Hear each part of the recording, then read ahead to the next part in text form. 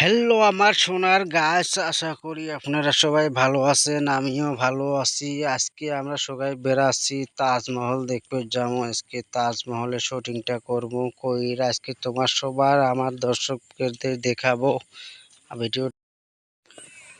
উফ, খুব ভালো লাগতেছে আমার তাজমহলে আইসা দেখি। উফ, কি সুন্দর জায়গাটা জায়গাটা দেখি একদম ভাল লাগিল।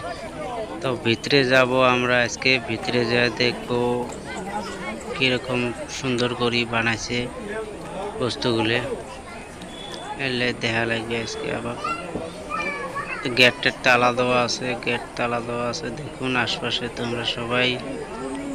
গেটটা তালা দেওয়া, তার মধ্যে দেখি কি দেখা যায় ভিতরে।